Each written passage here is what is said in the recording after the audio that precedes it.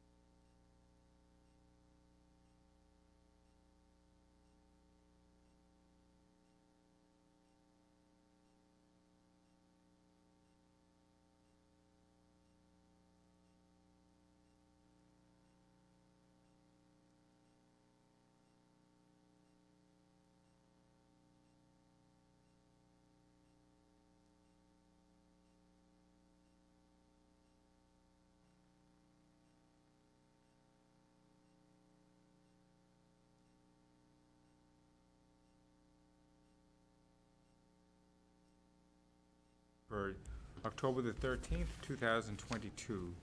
We, as a commission, operate under the Massachusetts General Law, Chapter 131, Section 40, the Wetlands Protection Act, and Chapter 26 of the Town of Danvers General Bylaw, the Wetlands Protection Bylaw. After applicants have presented his or her request and the board has had time to ask questions and discuss the project, we will accept questions from the audience. Because this is a public meeting, it is required by law that you give your name and address before you speak. Although we may disagree on the issues raised, all persons present during this meeting are expected to be civil to all other meeting attendees. This includes the members of the commission, staff, abutters, concerned citizens, and property owners, as well as project applicants. We also request that you confine your questions to the project and only as it pertains to the Wetlands Act. We cannot handle, nor do we have jurisdiction over, other matters such as noise or traffic. All problems not related to the Wetlands Protection Act and the Town of Danvers Wetlands Protection Bylaw must be taken up with other appropriate boards. Moving to our agenda, the first item of business is a roll call. Peter Wilson is present. Vanessa Curran. Present.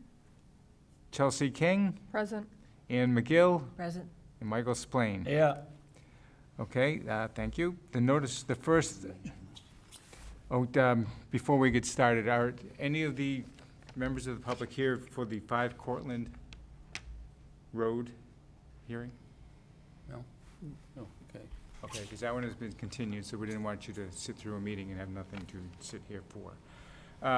So the first item on our agenda is a notice of intent for 7 Chevalier Ave, DEP file number 14-1386.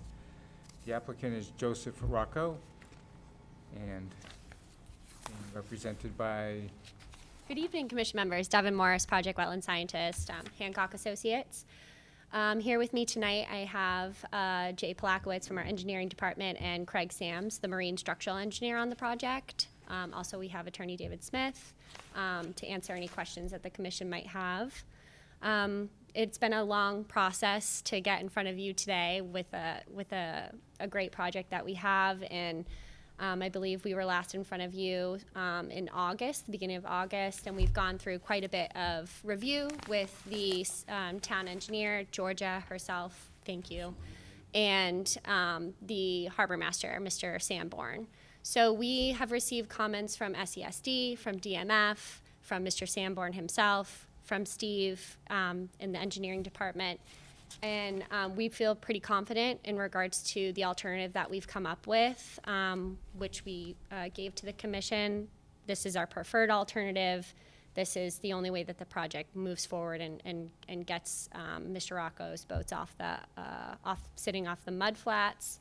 So here with this preferred alternative option, we've reduced the fixed pier length by about 16 feet, approximately 11 feet off of that channel line. We've updated our permit site plans to accommodate for the CAD files we received from the town's engineering department on the post-construction 2008 dredge survey that they did. So that way that's on there appropriately. We could see where everything lines up in regards to that line. And so as I said before, we reduced the fixed pier by 16 feet, and we've kind of come up with an elevation that we can't kind of go over, right, in regards to those last 14-inch steel piles that we're proposing at the end of the structure. So, and I believe that was -8 NAVD 88, correct, Georgia? Yep. So with these changes, with all of the alternatives that we've provided the commission, hopefully you were able to look at all of that. And I know some things have been coming into your office in the past couple of weeks, but we're hoping that we can answer any other questions that you might have and then see this through to an issuance of an order of conditions tonight.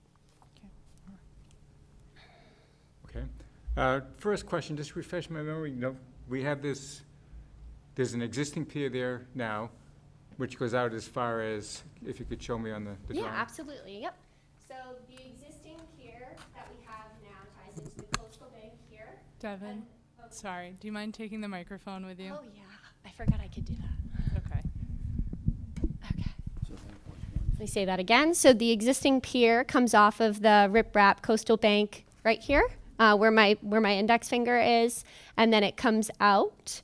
And so what our plan here for the proposed structure is to tie into that existing pier structure, not related to any impact to the existing resource areas landward, more so focusing on seaward expansion and reuse floats where we can. So we've had to reduce our float size. Right now we have 360 square feet of floats, and we've met Mr. Sanborn's criteria of bringing that down to 199.98. square foot of floats.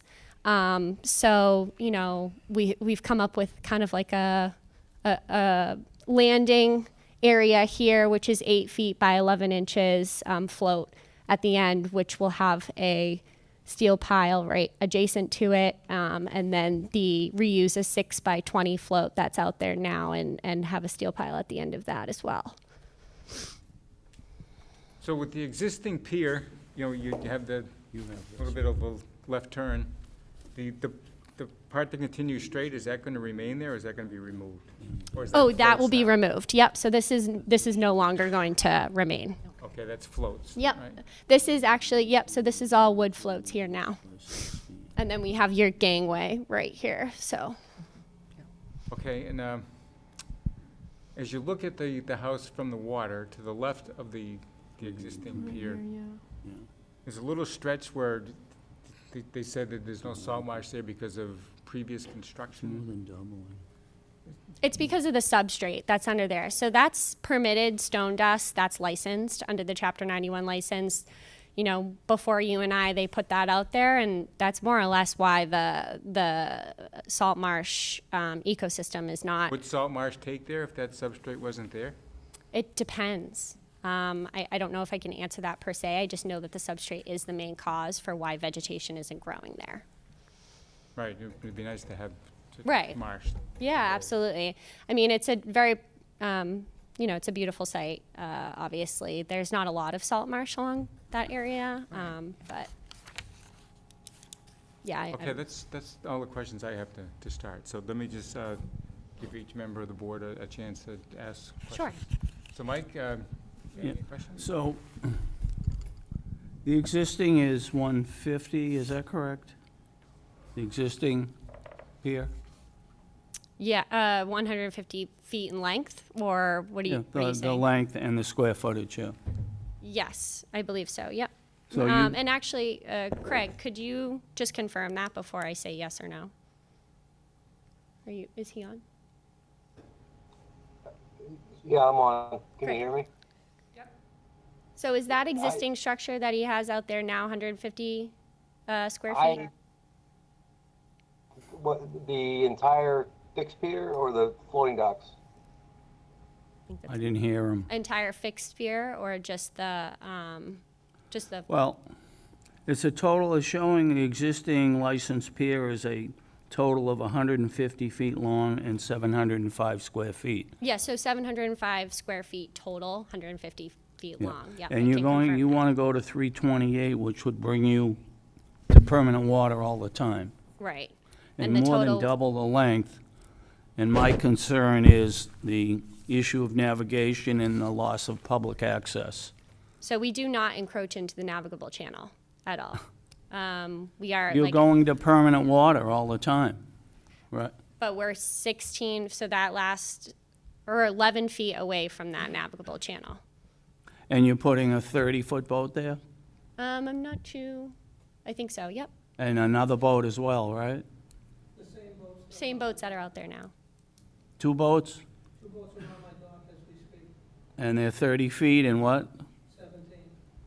And you currently use them on the 150-foot pier? As they said, Joe, sorry, do you mind going to the microphone just for the record and people at home? I'm Joseph Rocco, I'm the homeowner. The boats are only used when I have tide that the boats can actually float. Right. So one is 30 feet long and one is 17 feet long. Thank you. Thank you.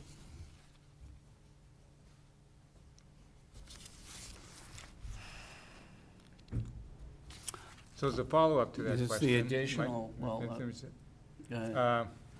The boats are going to be moored parallel to the floats or perpendicular to the float? Moored's probably not the right word, but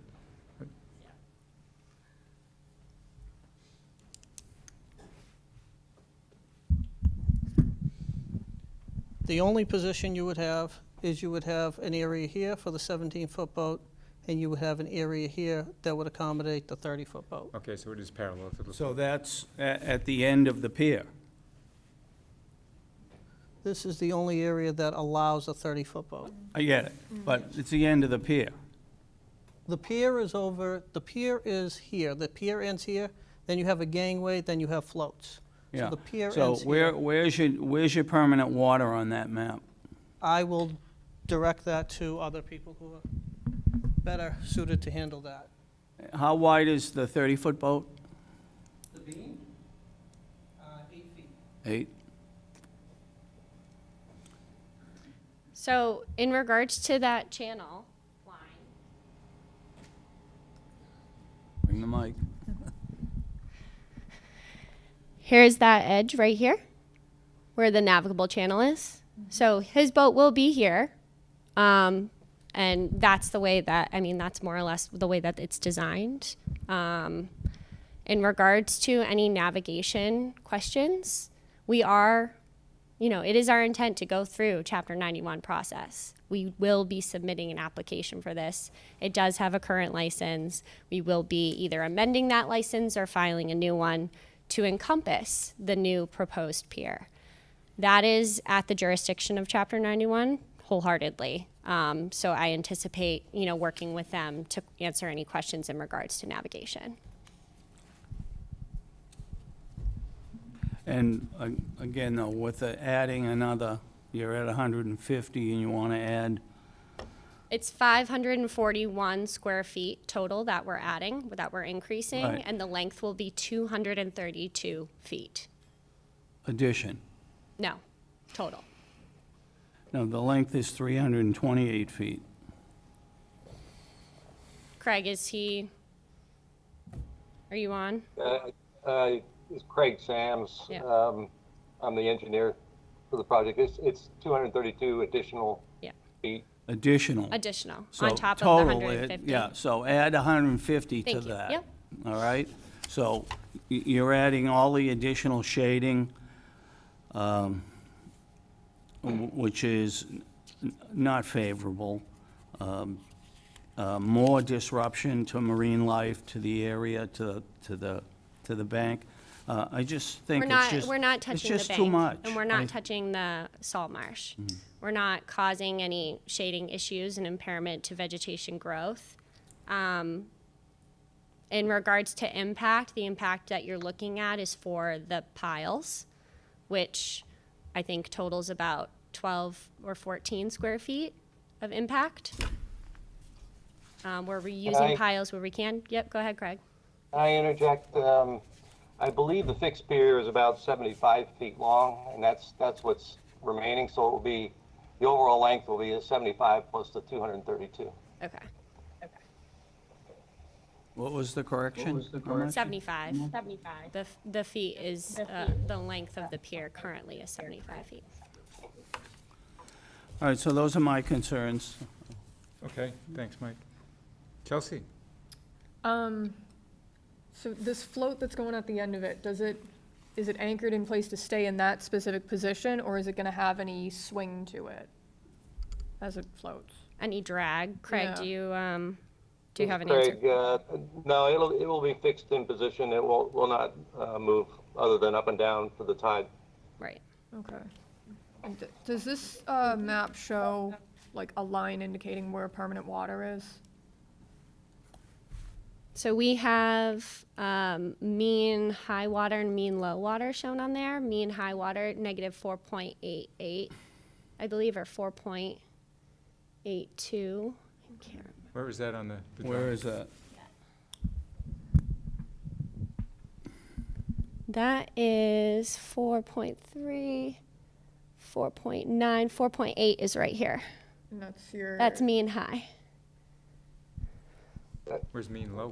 That's 4.8 is mean low, I think. Mean low, excuse me, yes, That's thank right, you. yeah. That's high, where the hell? Sorry about that. Okay. Yep. So you're a ways in beyond that. Right. This can't go any further back, and then we would not obtain permanent water. That's the design. Right. Yeah, that's all I had. I just want to add, so you're asking us to approve it so that he can be able to reach More permanent water. all the Yep. time. Yep, so his But I mean, boats will that's, not sit on the mud that may flat. not, maybe that's not suitable for this kind of river where the tides go pretty low, and maybe that just isn't a good idea. And if everybody had that, I shudder to think what it would be like in that river. So, I mean, I have concerns about that. And I hear those. I understand. Okay. Chelsea, you all set? Yeah, I'm all set. Ann? One of the things that we observed when we were there is the boats sitting in the mud. Right. Okay. Is this design, will that take care of that? Yeah, so the boats will no longer be on the mud, which is impairing a major resource area. I mean, when you're looking at mud flats and the ecosystem that's, sits in them, the invertebrates that move through them, the vegetation that grows in them, you don't want things impairing them consistently. So that's the goal. I mean, And what about access to the river for the locals? yeah, absolutely. I mean, in regards to How is that affected by the plan? Yeah, no, that's a great question. I mean, he's not the proposed pier itself isn't. It's not going into the channel. So when boaters, fishers, other people of the public going through the water, like they're not. In regards to this, I mean, they were more or less going to be utilizing the area itself where they could, but in regards to the actual channel and designation of the navigable water, he's not impairing that. Okay, okay. But how do they, if they wanted to get from one side of that pier to the other, how would they do that? You go into the channel and come back out. You'd have to go out, if you were coming from the coast, you'd have to go out the 328 feet and then come back in to get to the other side. Yeah, right. I mean, if you're walking on Where- shore, Which, the way the pier comes out currently, it's the 150 foot. It's, the angle it comes out, it's much less obstructive to navigation. Right, and if he were to go at a parallel angle to extend off of that, he would go beyond his deeded property lines and also impair his neighbors, Okay, yeah. who are, they have a pier, they're out there, they're, great people to Mr. Rocco, and he just didn't want to do that. Mr. Rocco, Yeah. would you? You'd see him bouncing over there. Yeah. So anybody who would be kayaking or paddleboarding or canoeing would still be able to go under the pier. Any boat, no boat, sizable boat, can be over here. You will be run aground. Over here, approximately here, I think I showed you guys, there is a field of rocks that I have seen multiple times, boats. I have pictures, I have videos. I have pictures of the harbor master pulling boats off of rocks here. This area here is unsafe for boats to travel. If you have a kayak, you do not need to go all the way around to continue on. You simply continue on the path because the elevation of my existing pier, which I have videos and pictures, kayaks traverse this area all the time. So you could do that right along here or anywhere else you would want. Not only are we reducing the boats sitting on the mud flat, we're also reducing the square footage of the float size from what is the float? The 360 to 199 out here that would not be sitting on the mud flats. So all this square footage plus the boats will no longer be sitting on the mud flats, affecting the ecosystem here. Thank you for correcting that. Okay. Where were we? Ann? Yeah, no, that was what my big concern was, the boats on the flats, but Okay. that explanation So you're all also set? helped. Yeah, that helped. And so, yeah, I'm not the resident. The kayakers traversing through there is definitely, obviously, something that the commission should understand. Vanessa, do you have any questions? Yes, I have a few. I can barely hear her. Can you hear me? Not Just- really. Just barely. How about now? Let's get this fixed first, hang on. I'm gonna see if they can turn you up.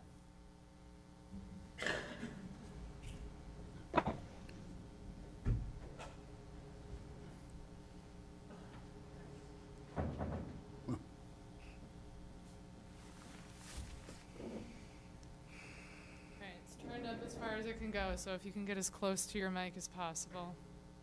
Sorry, Vanessa. Can you hear me? Can you hear me okay now? I can hear you. Okay. You can go Okay to ahead. go ahead? Yeah, I think this is the best we've got. Yeah, let's just try it, so, Speak up. Okay, I wanted okay. to ask with the existing float, Yep. I know that the boats are on the mud at low tide, but how many hours a day is it on the mud and how many hours is it in water? Homeowner question.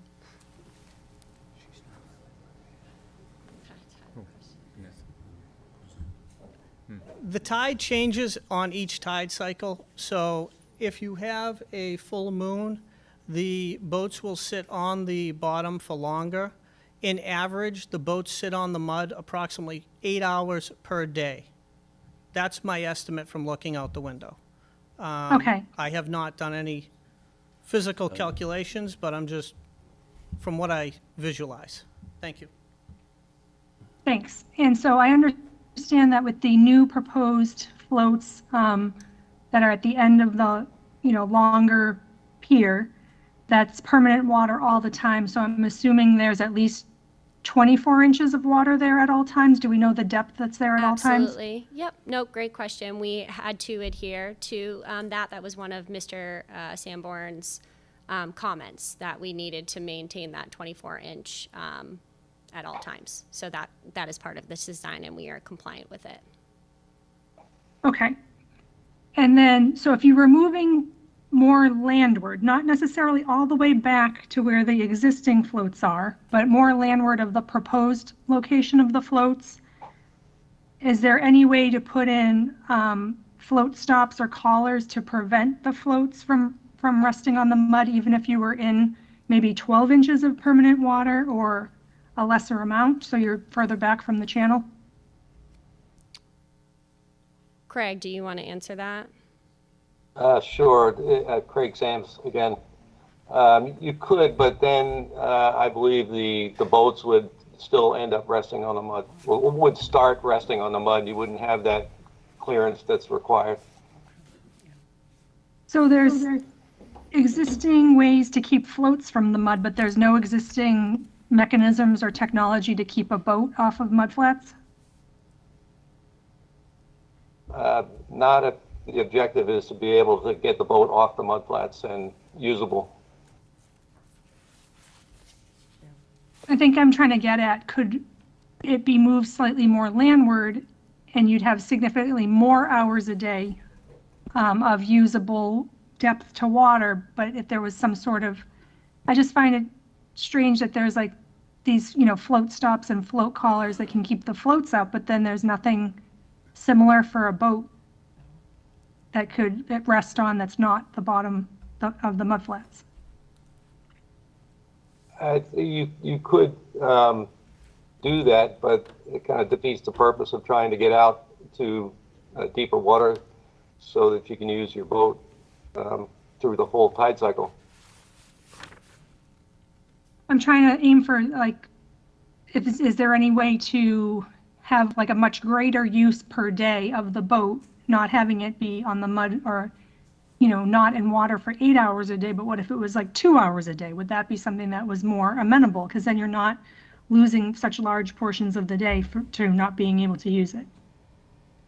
I think I can answer that. I mean, it doesn't really matter in regards to the amount of, it does, but to the amount of time that your boat is sitting on the mudflats, it's still sitting on the mudflats, and his boats wouldn't be in permanent water. So I get what you're saying, and I understand where you're coming from, but that's just not what the project is for, and the investment wouldn't be there if he couldn't obtain permanent water, if if that answers your question a little bit.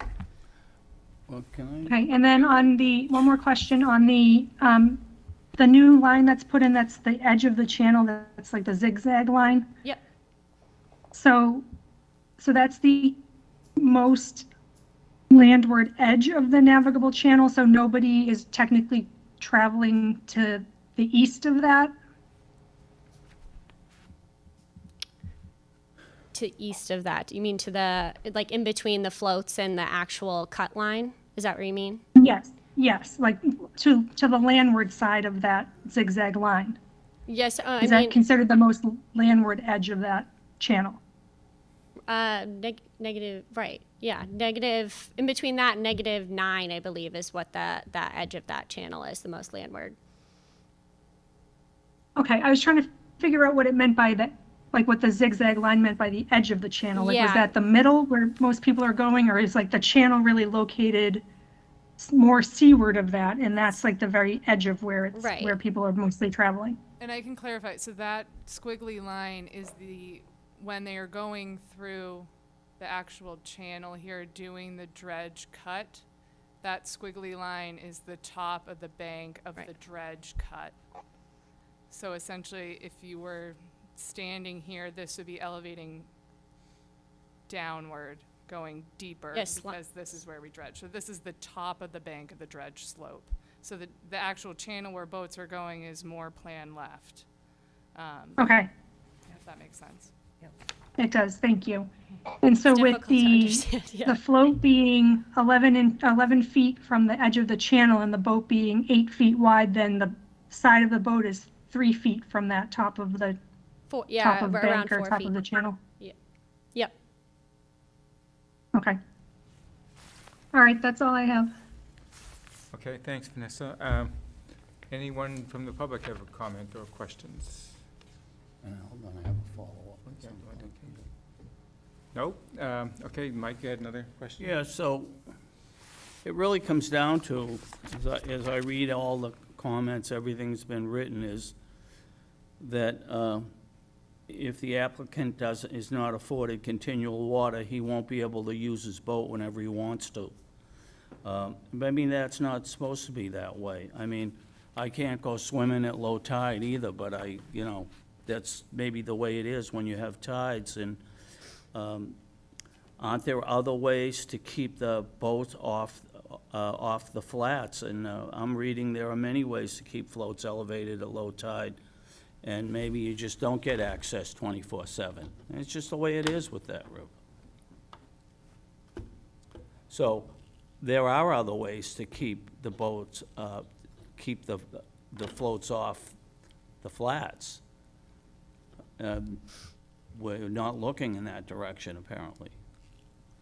In other words, he's not looking at, well, I've got a pier, what can I do to keep the boat off the flats? He's really looking to say, I want to build a pier where I can use my boat whenever I want to. I mean, I don't know if I can answer anything as to what you're saying. I'm looking at it at a regulatory, this is the project and. Well, I'll ask Steph, aren't there ways to keep floats off the flats at low tide? Yes, Yeah. there are. So there are ways, Right, but his argument is that he wants access to the water. He wants to be able to. whenever he use the wants. boat. I know that. Okay. Okay, just some quick follow-up questions on the height and the width of the pier is satisfactory to meet and everything along the shoreline, it's over the clearance over the salt marsh is satisfactory, right? Okay, this is my personal viewpoint on this, is that the applicant meets our criteria for, clearance over the wetland type areas that we have jurisdiction over. Our regulations more or less say that the dock length can go out to the navigable channel, so he's doing that. On the other, so I guess that, I can say that I would probably vote in favor of this. But just be aware that the harbor master has some serious reservations about the length of this, and I think he plans to make those comments on the Chapter 91. So even though we may approve, I don't think we want to see it this long, but I don't think we have much jurisdiction to say no. We have a vote. You can vote no, that's fine. My interpretation is that they're meeting the criteria, but we're supposed to work under. And the navigation issues are going to be handled with the Chapter 91 submission. Well, in the harbor master's And we have objections to no that. expertise on navigation, so.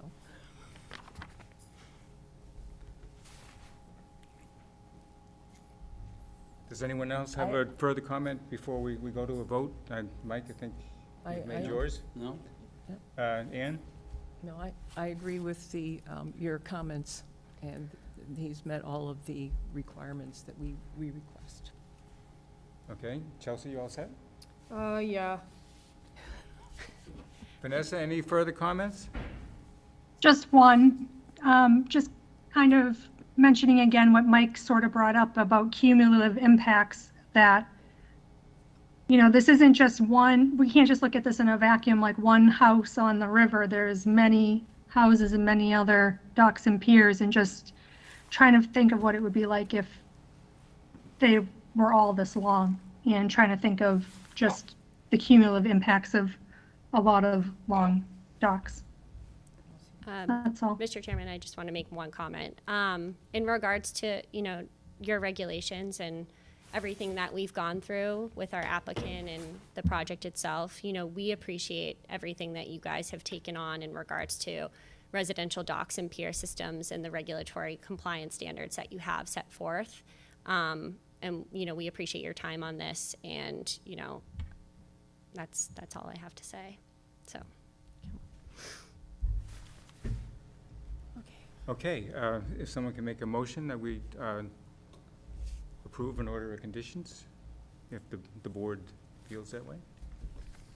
Do we want to address any specials, any other conditions that may need to be addressed? Did we have any? So really, the town engineer had noted that he wants the pilings set no closer to the channel than the depth shown on the plan. So really, at the end of the day, the applicant needs to follow the plan exactly as shown. So it's really a repetitive condition that you're double asking him to follow his plan. Okay. But staff Okay. intends to note those specific depths and elevations on the order of conditions, but it really is shown on that plan. Okay, and everything is all set with the SESD easement? Yes. Was that the only easement that was? Yep, that, Back and we provided all of the response to their comments and adhered to everything that they requested, so. Okay, if someone can make a motion? I'll make a motion that we approve an order of conditions for Department File 14-1386. Motion's been made, is there a second? Just a correction, not that we approve, will we issue an order of conditions? Issue an order of conditions. Right, you're correct. I wasn't reading my language correctly. With emphasis on building the pier pilings no closer than shown on the And plan. follow the plan. Yeah. All right, I'll second. Okay, all in favor? Aye. Aye. No. Vanessa? Opposed. Motion 3 to carries 2. 3. Right? Yes. Okay. Thank you, commission members, for your time. All right, next up is an abbreviated notice of resource area delineation, ANRAD, for 154 Water Street, DEP file number 14-1388. The applicant is Wind Development. Ryan, if you just want to give us an overview of what we had the last time. Just Yep. Yeah. So good evening again. Ryan Rosine with Goddard Consulting. So at the last meeting, the neighbors had brought up concerns about an area that had usually ponds at some times of the year, and as well as the commission member asking about the previous delineation from Weston and Sampson. So I can answer both of those. Is Mike on the call? Yes. Or Yes, he is. Okay, so I'll get to him in a second. I'll let him talk in a second. For your question about Weston Sampson's, why they flagged so high, the engineer told me that they were just being conservative, and they thought there might have been some marginal evidence. But both myself and the experts, your peer reviewer, Mike DeRosa and Evan, disagreed, and so we made the line different, which we showed you guys last time. And then so Mike and I visited the site this past Tuesday to look at that ponded area that the neighbors were talking about. And I'll let Mike speak to that if you'd like to.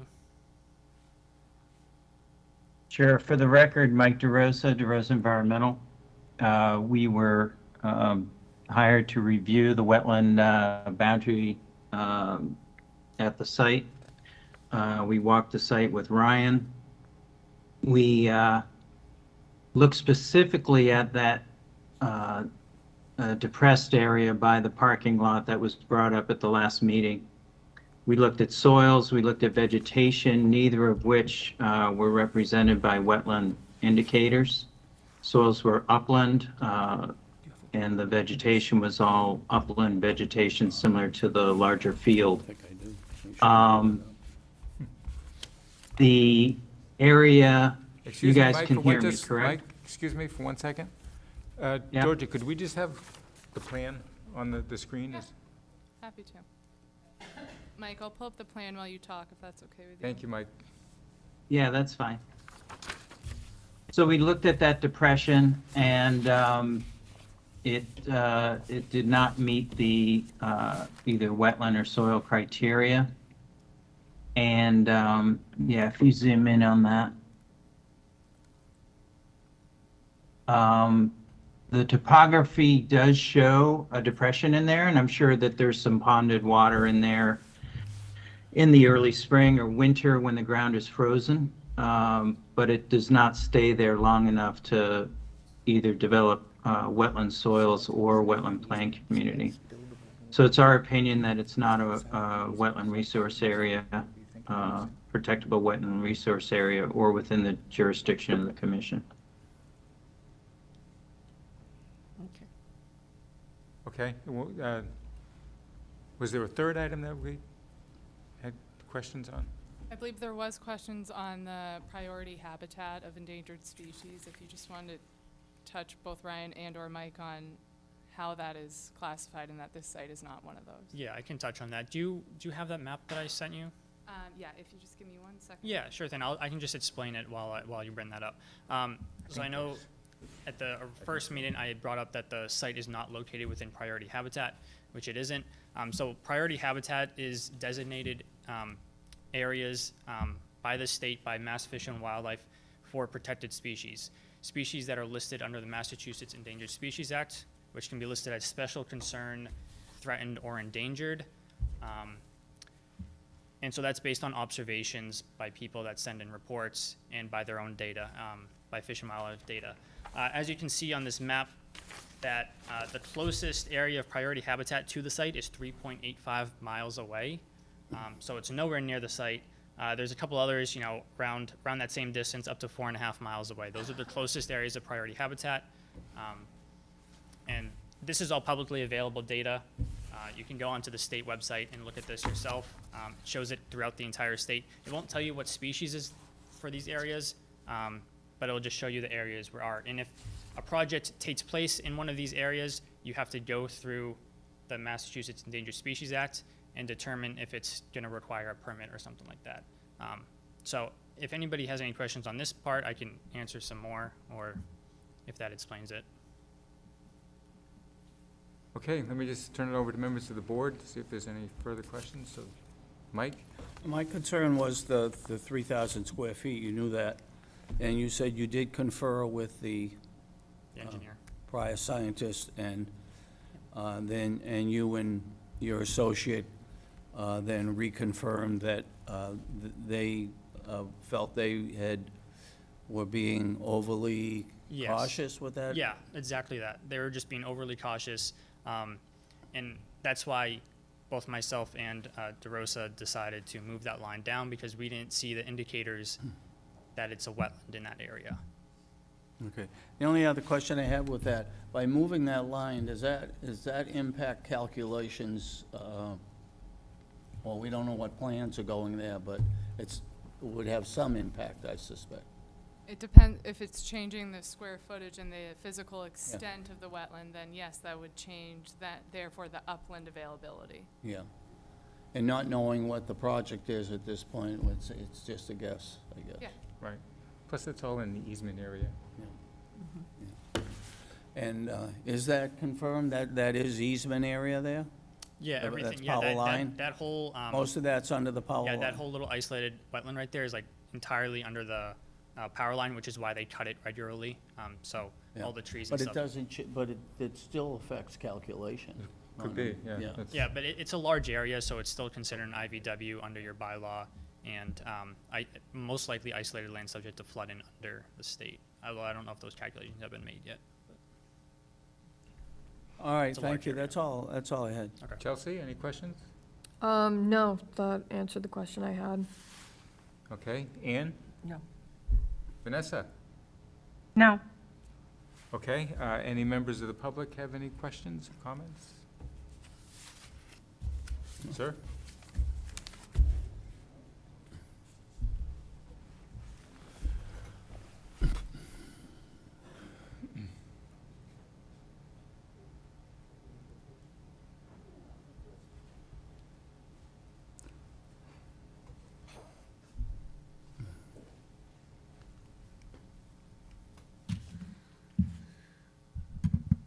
Okay, good evening, ladies and gentlemen. Thank you for giving us the opportunity to voice our opinions about this.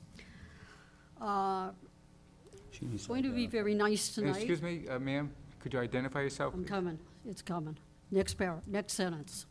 The first sentence. I am Sandra Lane, I'm town meeting member from Precinct 3. I also reside at 17 Jacobs Avenue, and as such, I am an abutter. I am directly affected by what goes on here. I am affected by the potential buildings that may be there, and I'm also concerned with the wetlands. One thing that really bothers me is the list of people. Is this, Judge, was this complete? Is this everybody that was notified? The abutters given, I had responded to Alan with his concern to this one, so the certified assessors abutters list. The applicant notifies all the applicants that we are given from the assessing department. Okay, one thing from day one that has bothered me is there are 4 houses on the negative side going down North Shore Ave, and that is 1, 3, 7, 5, and 7. Those houses are in Peabody. They're not on this list. I went around, rang the doorbells, talked to these people, asked them if they were notified by either Danvers or Mrs. Peabody. Lane? Excuse me, Mrs. Lane? I think Georgia touched on that in her response to you, so I don't have it's that it's not response. relevant to this discussion. Okay, well, at any rate, they were never notified by anybody. They were not needed They to are. be, and it's not relevant to this discussion, so please discuss topics that are pertain to the wetlands delineation, please. Okay, well, one of the issues that came up in the conversation of talking to these people is they thought we, or me, was giving them information on the charter school. They had no knowledge of this at all. So I'm not any too sure about that list. You say it's complete, I guess it's complete. I also have some problems with the maps. You people noticed, Georgia noticed, a lot of the rivers were mislabeled. Not a big deal, but it's erroneous information if it's not correct. And I would assume that you people would want that thing anything you sign be 100% correct. I don't see it as that. And, because the other thing that bothers me greatly, and, you know, you've decided. He has explained in a couple of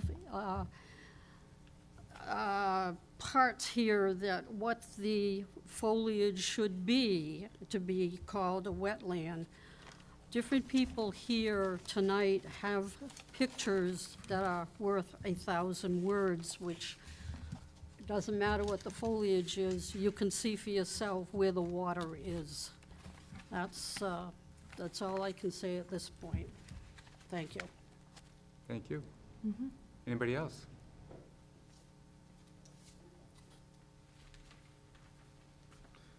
Yes, Alan Fiorenti, 18 Jacobs Avenue.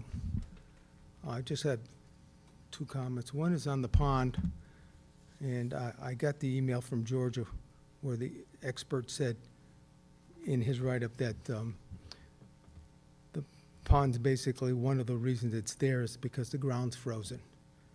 The pictures that we sent in to the committee, which is close to 15, showed the pond in the summer, and the ground was not frozen in the summer.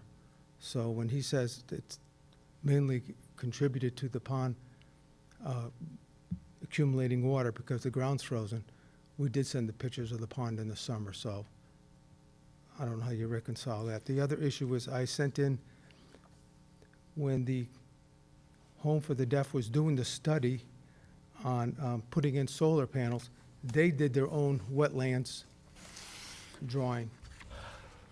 And I submitted this drawing of the wetlands, and it shows the pond. So there's a disconnect here why this group, the latest wetlands doesn't show the pond, but this one shows it during the study for the solar panels. When was that study conducted? 2015. I don't remember. I mean, I'm not sure the legalities of all that anyways. That plan, can you just Go say, ahead, what, Mike. the plan that you're referring to with the pond? Do you have the picture, Georgia, I sent you? I do. I'm not able to pull it up, but I'll note that that was nothing submitted to the town of Danvers for a project that was ever fulfilled. Not, And what I would say to that is wetlands do change. I'm not sure what that, we didn't receive the full plan from that engineered staff, but what I would say is the commission has asked our consultant to delineate the wetlands, and they have today in 2022, and they did not see wetlands. So for what was delineated previously, if that, Well, I was just wondering how he got a hold of a plan. Was that from the town records, or? maybe as an abutter in the New I England. got Home it for from the Deaf. Home of the Deaf. Yeah, so And the they were town doing the wasn't- study. They came over and showed us the Oh. plans here, and they did a wetland study where they're showing in yellow where the solar panels are, and they show that pond. There's, if you can pull up the wetland. I don't have that one ready to go. We weren't Okay. prepared to. Well, if you pull up the one from their ANRAD report, their wetlands report. Their plan, yes, I can pull that one up. I have that right here.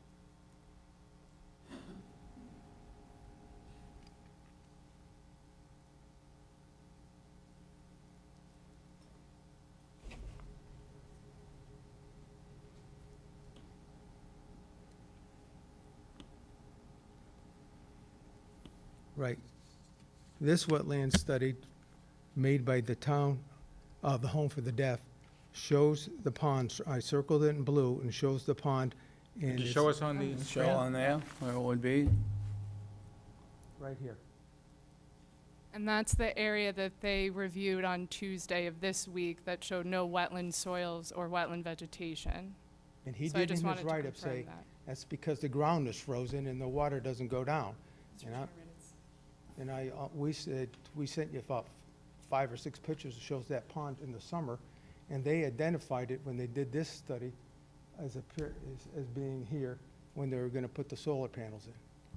Well, Did they call it wetland, though? Did they call it a wetland? This isn't an expert plan, it was nothing, right, It's never it's, I submitted don't on think the it's, project. it's appropriate here, right? What's in front of us now is that we've had a surveyor go out and map out the wetlands. And we, as a town, as a commission, hired a second wetland scientist to review that work. Now, both of them are coming in and saying that there is no evidence of wetlands there. So that's pretty much what we're gonna go on.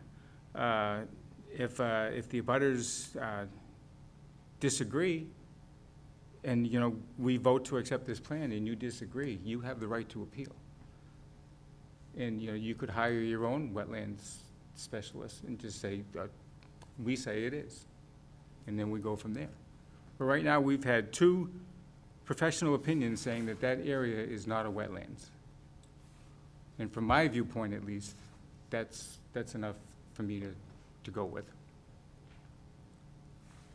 Could I I ask? have one final comment on, well, two final comments. One on Sandy, who suggested that on the applicant's form, says all abutters within 300 feet. It doesn't specify just town of Danvers. It says all abutters. And there are abutters within 300 feet of that property that are not in Danvers, and that's what Sandy was trying to Well, say. I think there's a difference of opinion on that, as to how the notifications work Well, out, can we hear crossing from staff town on that? lines. Can we hear Uh, from staff on George, that? you already That- touched on Say the there's first a ones. caveat to that sentence, and that all abutters within 300 feet as shown on the certified assessors list.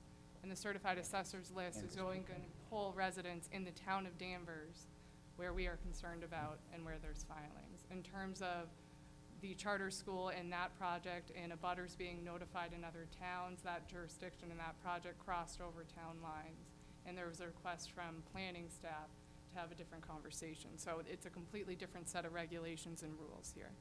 So the answer, if a project doesn't cross over town lines, we only notice people from our assessors list Exactly. and not look out surrounding towns to, Had the ANRAD also been filed in Peabody, those Right. neighbors would have been notified. right. Thank you. Is that the question you were? No, about to ask? I wanted to ask the presenter if he had ever seen that plan, I mean, I take it some scientists, wetland scientists drew that up, and that you must have, did you take that into consideration, or you said, oh, there used to be a wetland here? You're asking me? Yeah, I'm asking you, yeah. So I've never seen the plan that, this neighbor is talking about, so I'm not sure, I've never seen it. There's a chance that, you know, I don't know who did that plan, I don't know if it was wetland scientist, I don't know if it was just some surveyor that saw some water there and marks that area as Yeah. a, you know, potential wetland. But both, you know, as you had said, two experts have reviewed that, and any other expert that you would be hired would say the same exact thing, that it, even though the area may have some water at some times of the year, it's not there long enough to form hydric soils or wetland, a predominance of wetland vegetation that would classify it as a wetland. So in your analysis, there was soil analysis? Yes, as we well? did soil analysis, we did vegetation. Right, and you didn't see the color change? Right, that you yep, would we did not expect? see any hydric soils, we didn't see any indicators of a wetland soil. And I would also like just to quickly make a comment on the abutters list. So there are 3 parcels within Peabody that were within 300 feet. Those 3 parcels are owned by people who also own adjacent parcels just in Danvers. So they were all notified. So, That's misleading, because when you get the certified list from the Danvers, the town line of Peabody and Salem cross through their property. So of course, So they- people got notified. they were because on they're both the- sides. They have a Danvers address. Their property's on both sides. I'm just curious, I want to ask you again.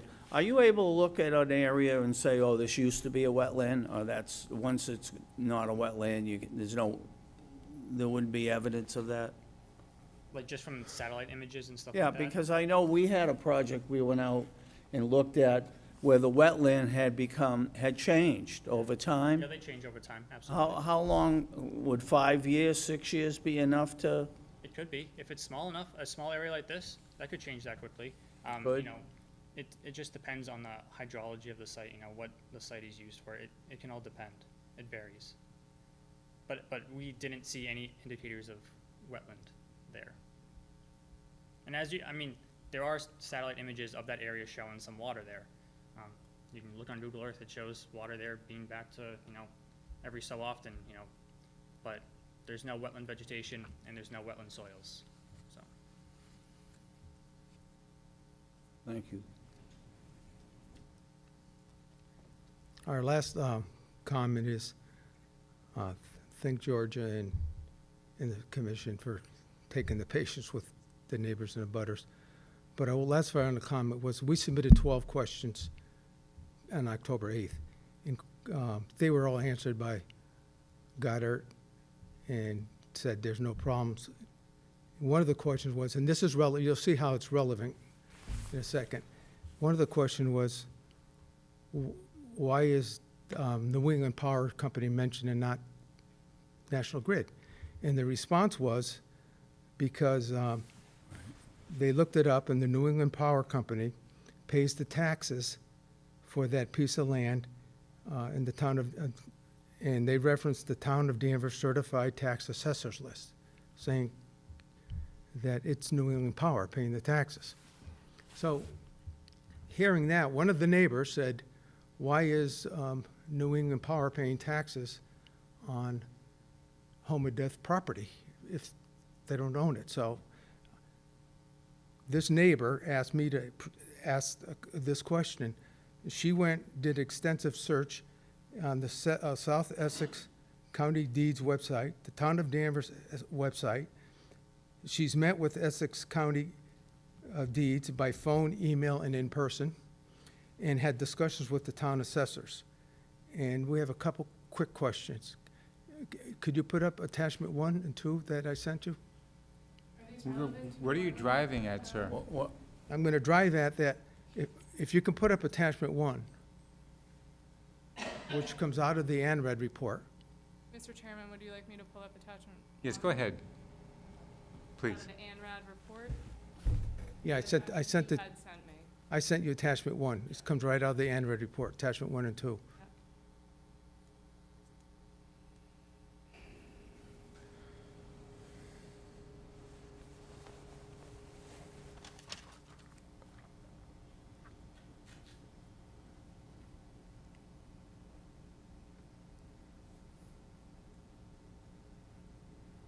So what is the point that you're trying to make with this?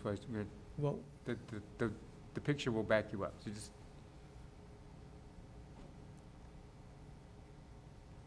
they're showing this property line here as 154 Water Street, Danvers, Mass., map 67, lot 001.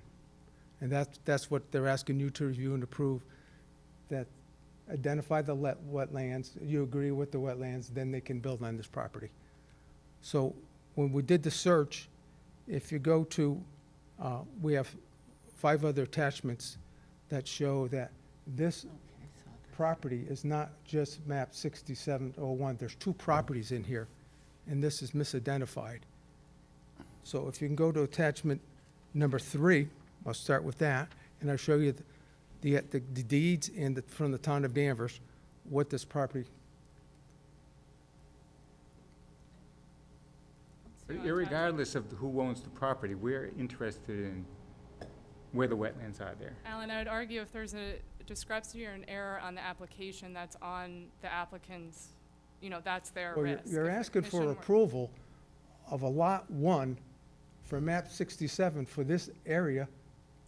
And this area, if you, with the documents we have from the Essex County Deeds and the town of Danvers, it shows that this property here to this point is 154 Water Street, and this piece of property from here across is 170 Water Street, and it is owned by the New England Power Company, and I have the documents right there from the town assessors. But what does that matter? Well, they're asking you to approve this land for them to build when they don't even own, possibly don't own it, or partially don't own pieces of this land. And if the The attachments I have will show you. Yeah. They may have the right to purchase under some agreement, which includes the right to see if they could get permitting. But oftentimes, people want to know that before they start a project, that they could get permitting.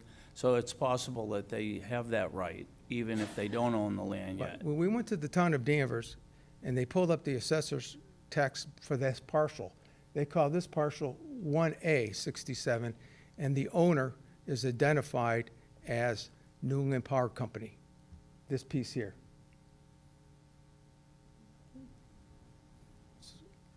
So they're asking you to look at this map and approve this area where I got other attachments, I brought a whole package here to hand out that shows you from the county deeds, the Essex County, the town of Danvers, and other plot plans of Danvers, that this is 170 Water Street, map 67001A, and this portion up here is 154, map 67001. And they're asking you to review something, and they're calling it one when there's actually two pieces of property here, not one. How long have you known this? Doing what? That The there's two study? pieces of property? Excuse me? How long have you known that there's two pieces of property there? 2 days. And I sent all the attachments that show that there's two pieces of property here, and they're asking to approve it on this footprint. When you're approving something that's gonna come up at another board meeting, the planning board and the zoning board say, well, this portion here is, according to the documents that I submitted, I have them right there if you want to see them, all the attachments I saw them. from the town that, Ann, go ahead. Is that something we need to check with the applicant? I would argue that the owner has filed a plan and hired an engineer and a surveyor and got their information from the certified attestment maps. There could be cause here for something, but it's not relative to the ANRAD application.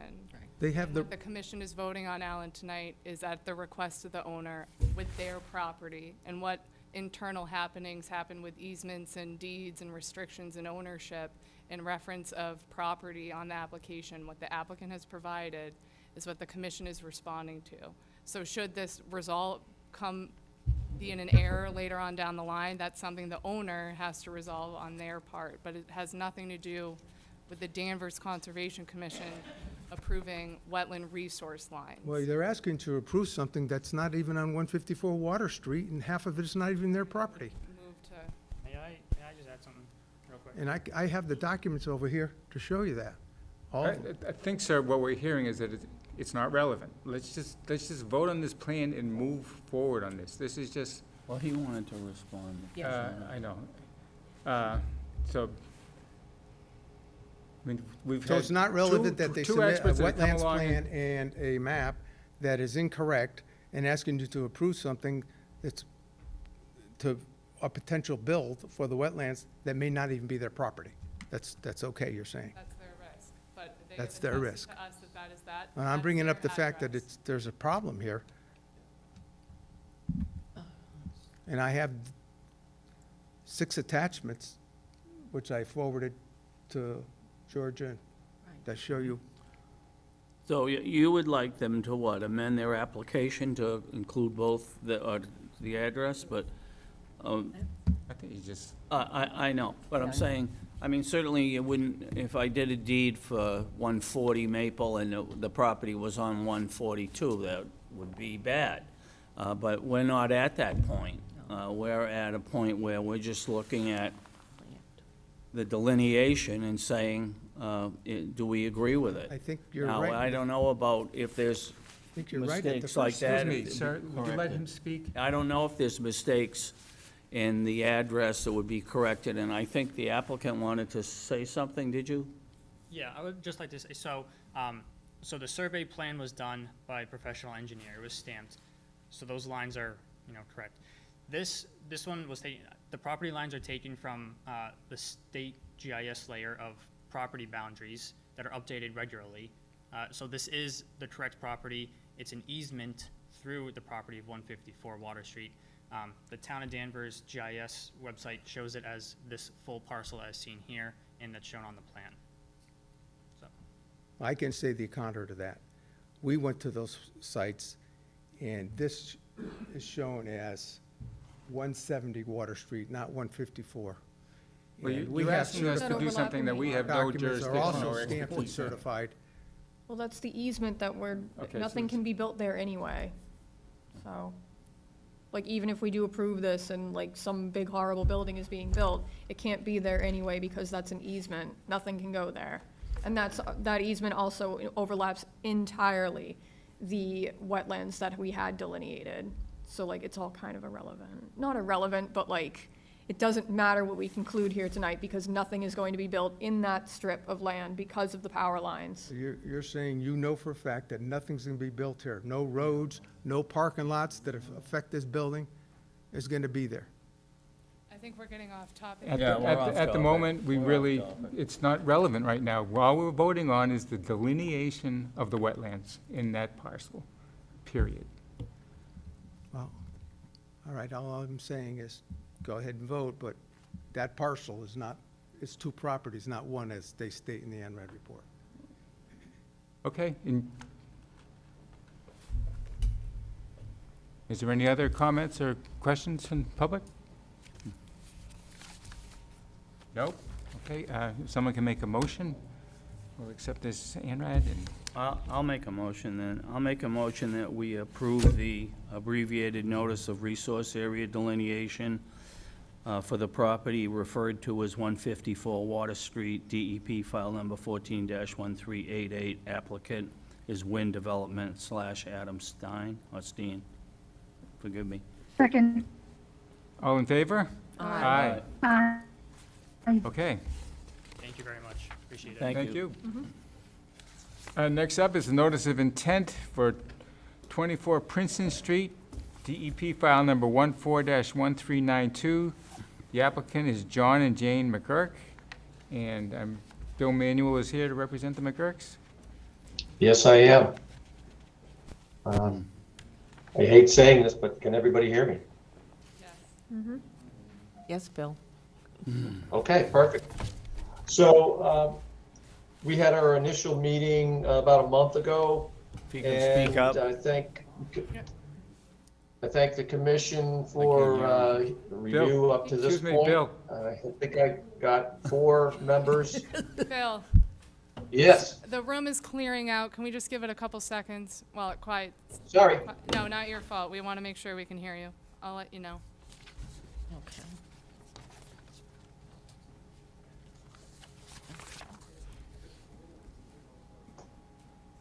Take it away. Maybe Georgia, you can put the plan up on the screen? Yep.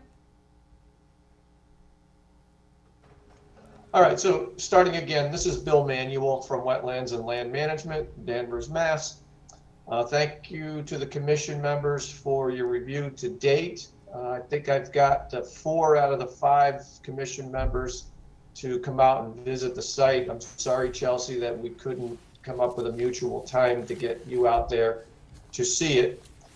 This is a project where the owner would like to put a proposed addition on the rear of his home and push out a pervious paver patio on the back of his home. It's a single-story dwelling, so space is at a premium, and by putting this addition on, this would provide more space for his son and new grandchildren to come and visit. I don't think we have much issue with the addition part of it. It happens to be in the outer part of the riverfront area, but more than 100 feet from the bank of the stream at the rear of the property. So our conversation has sort of focused on the proposed barn. And I pointed out to you in my initial presentation, as well as at the site visit, that the barn is situated within maintained grass area. It's situated at the rear of the property for a reason. so that the openness of the property is not affected by putting the barn in the middle of the rear yard. John was there, I think, at both site visits. We had the first one and then the second one, which Vanessa attended, and he explained that he wanted to keep the openness of the rear yard. And we positioned the barn in between. You can see there's two mature trees there, an 18-inch oak and there's a 36-inch oak. And John really wants to preserve those. And so by putting the barn in the middle of those trees, it's a pretty good fit. You know, they say you look up at the canopy and that's the extent of the root mass. And this barn fits in nicely and pretty much just at the outskirts of either canopy. So, you know, maybe some of the root tips get pruned and if they had to do some excavation, but we're pretty confident that we're going to be able to save those two trees. But by positioning the barn where it is, you can see that it does encroach into the 35-foot no disturb zone and the 50-foot no build zone. If you look at this on a plan, you say, well, wow, that encroaches, and you know, you're just looking at a line on a plan right now. But that was the point of having the site visit, is that when you got out there, you could see that this was an open, relatively level grass area. It's been maintained like that since the house was developed back in the 50s. And it does situate very nicely so that those two trees can be preserved. We have asked for a waiver to the 35 and the 50 zones. We have offered mitigation in support of that waiver. There's 766 square feet of conversion of grass to a brushy buffer zone area that's shown in black. And called out at the top left of the plan you see on the screen where it says install 766 square feet of native shrubs. And also we removed two sheds which total 352 square feet of rooftop from the buffer zone. So we believe that this is the best proposal.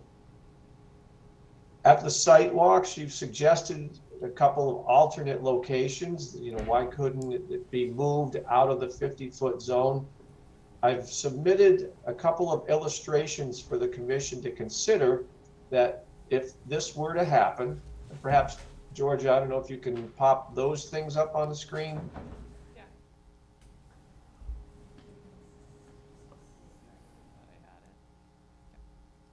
But essentially, if this were to happen, move it out of the 50-foot zone, you will see that the commission, some of the members get their wish that it's out of the 50-foot zone, but it definitely impacts the tree that we're trying to save. That's one option. There was another suggestion at the site walk, well, why can't you move it over to the upper side of the property? I don't know which direction it is right now, but why can't you move it there? And if we were to do that and keep it within the zoning setback lines, then you see we definitely we hit a second tree and possibly affect the roots of the original tree that we were concerned about. So it's not as simple to say, well, just move it, because you will impact the trees that we're trying to save. So it was my hope that by getting folks out to the site, they could see that it's not just a line on a plan, but they can see that, yes, this is, if barn is sited in that location, then it does in fact save the trees. It is an open grass area presently that's mowed probably once a week during the growing season. So it's not like this is a valuable indigenous vegetated area. And in fact, as I said, the project will, if approved like this, it will increase the amount of buffer zone, vegetated buffer zone, with the addition of that 766 square feet of brushy area that's going to be installed. I also want to point out that we have at the bottom of the plan, there's those two squares right next to the barn. Those are roof water collection areas that John is going to collect rainwater and use it for his gardens. He's an avid gardener when he has the time, and he was planned on using the rainwater to water his vegetable gardens. So it's really come down to, hopefully the commission can see my point of view here, that we really are trying to maintain the vegetation that is there. And again, I stress, if this were indigenous vegetation, if we had to cut down trees and shrubs to do this, it would be a different conversation. But it happens to be a grass area that was there before the commission imposed their more stringent setback zones. And there is criteria in your regulations that allow for a waiver. I had provided a table that shows, I thought showed how we were in fact compliant with the maximum impact thresholds. As they say on Sunday at the NFL, upon further review, I think it looks like I need to shave off 28 square feet from the gravel driveway in order to get that to work with the maximum impact thresholds. That's not a big deal. That basically means shaving 6 inches off of each side of the driveway as it approaches the barn. It's not a dramatic impact, and hopefully if the commission were to approve this plan tonight, hopefully they would do that contingent upon me giving you a plan that comes up with 28 square feet less impact in the no build zone. So that's all I have to say this evening. Hopefully the site walk was valuable to you, to see that it's not just a line on a plan, but it's a very well thought out positioning of this barn. And by doing it as we've shown, it actually preserves those two large trees.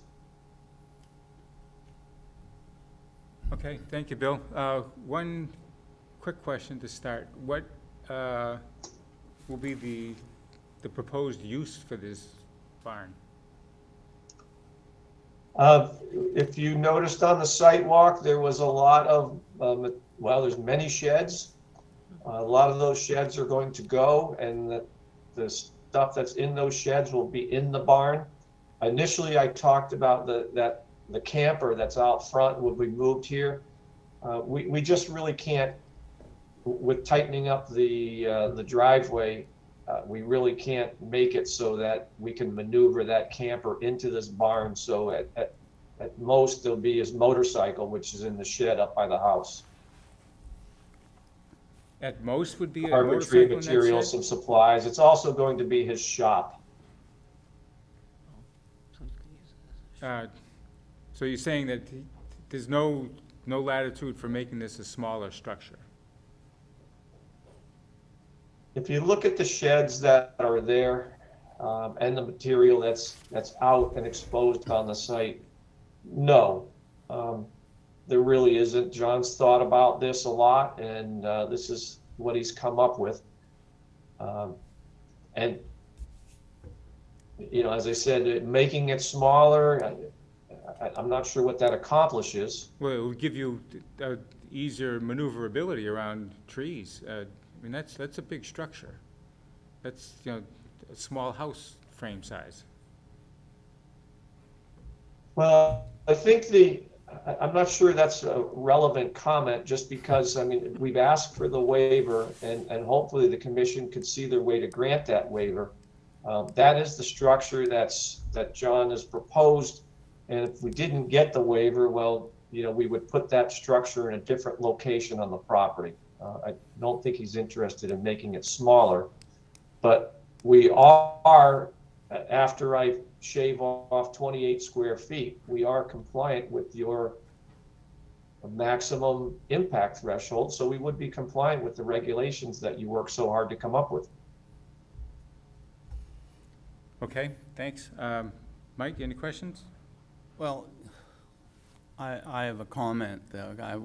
We've looked at the plan, we've been out to the site. If this was the only possible place where that could go, I might consider it. But the fact that there's at least 2 or 3 other places where it can be placed and get it out of the no build and get it out of the no disturb, I don't feel I could approve this. Again, if this was the only place it could go, I would consider, but not where there's other areas where it comes out of the no build, no disturb. So I'll just say I'm not in favor. Is that it, Mike? That's it. Chelsea? Yeah, no, I wasn't able to go on the site visit, so I'm still trying to I didn't get to see the actual layout of the site. Where it says shed A is gonna be moved across the yard, where's that being moved to? Which one is shed A? If you look at, yeah, there you go, right there. Okay, so it's going there's an beyond, existing shed that, I'm sorry, go ahead, Chelsea. okay, The big one? so that, okay, that's the building Yeah, setback line, okay. Yeah, that's all the questions I had, Okay, thanks. yeah. Ann? Bill, could you describe a little bit about the bushes, shrubbery that are planned across the top of that drop-off there? Yeah. It's an effort to provide an element of mitigation to support our waiver request. I've specified installation of native shrubs. They would be upland shrubs because it's not a wetland environment up there. Right. They could be tree species. They could be things like, pepper bush, or they could even be raspberry bushes or blackberry plants, but something native that is going to build on the existing indigenous vegetation that occurs behind the fence at the edge of the rear yard. Okay, and you also talked about rain collection off the barn itself. Could you give us a little bit more detail on that? Right, so you see at the bottom of the barn there, it says 3x3 rainwater collection cubes. So they're basically 2 cisterns that would be connected to the roof gutters, and they will collect the rainwater, and John will pump the rainwater out of that for use in his vegetable gardens. Okay. So it's essentially a big rain barrel. Okay. And you indicated that you're going to reduce the gravel on the driveway? Did I hear that correctly? Yep, this plan that you are looking at, I didn't dwell on it because it seemed like our focus was really the location of the Right. barn, but because we don't have to worry about getting that camper back there, we reduced the width of the driveway across the rear yard to 8 feet. And it widens to, where it makes that right-hand turn, it widens to 9 feet because that's the width of the door in the barn.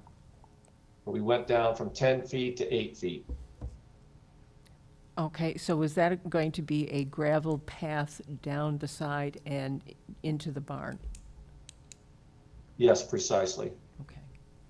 Right, thank you. That's all. All set, Ann? Vanessa? Hi, sorry, I couldn't find unmute. I just have a question. Georgia, could you possibly show the alternative number 2? Thank you. Bill, I just wanted to ask if you considered bumping this back just a little bit. I know you did it here to have it completely out of the 50, but I was just wondering if you had considered bumping it back slightly so it's entirely out of the 35, but you could move it back enough to preserve the tree and you'd be less in the 50, so you'd certainly solve your problem with the square footage. And additionally, I think that you would have a lot less of the gravel driveway. You could go straight in instead of making that turn. And additionally, you'd be bringing in significantly less gravel fill material, and you wouldn't be bringing any into the no disturb at all, and you'd be bringing actually none into the no build either. Had you considered that alternative? No, mostly because this is the preferred location, that it's John's preferred location, and he talked about that when you were at the visit, that we really are trying to preserve the open yard area, and for his grandchildren. And he talked about how when he was a kid he had a nice big yard to play in, and he's really trying to preserve that. And by reorienting the way I've shown it, it extends more into the yard and is more disruptive to the flow of the yard. And the other reason that he pointed out was, you see how the orientation of the building is, at an angle to the setback lines. And by putting the barn where we have it shown, it's sort of out of your sight line when you get everything arranged in your addition and looking out windows and on your patio. You're not looking over there, so it is really tucked away, sort of out of sight in the rear of the property. So it's a lot about aesthetics, a lot about preserving the use of the property. The gravel driveway we're not very concerned about. As many folks have seen, when they have a gravel driveway, it just sort of becomes weedy in the summertime, but it is a firm surface. If you're going to take a cart or the motorcycle out, you're not driving across grass. So for those reasons, that's why we would prefer to have it where it is. If we're going to need a waiver, we're within the criteria that you've established in your own regulations. So if we can achieve that criteria with the provisions of being granted a waiver, then we prefer to have it where we've shown it. Okay, thank you. I don't have any other questions right now. Okay, are there any questions or comments from the public? None? All right, so I guess the first thing we need to do is vote on a waiver to allow building within pretty much the no build and a little bit within the no disturb. So if someone can make a motion to that effect, we can. I make a motion that we, okay, what am I doing here? Where's my motion? That we, I'm trying to find my motion here. We grant a waiver. We're granting a waiver for 24 Princeton Street, DEP file number 14-1392 for the construction of a barn. Discussion on the motion? Yes, go ahead. Yeah. I don't think as a board we should be approving waivers when it's clear that there are at least two other locations where the applicant can put his structure and be out of the no build and no disturb. We look at these waivers when there's no other alternative, practical alternative. Here, and the applicant said it is, he prefers to have it there because he doesn't have to look at it. Well, it's going real close to the bank. You can bet there'll be erosion behind that barn after a while. There'll be no grass. It'll silt away. And where there's clear alternatives that it can be put out somewhere else, I don't think we have any business granting the waivers. That's your comment. That's my comment on that. Actually, I have an additional Well, as long as question. we're having discussion on that, yes, there are different locations. You had suggested at the site visit, Mike, that he could put it even closer to the house. That just doesn't make any sense, that you would have a brand new addition and then you would crowd the barn right up close to the house.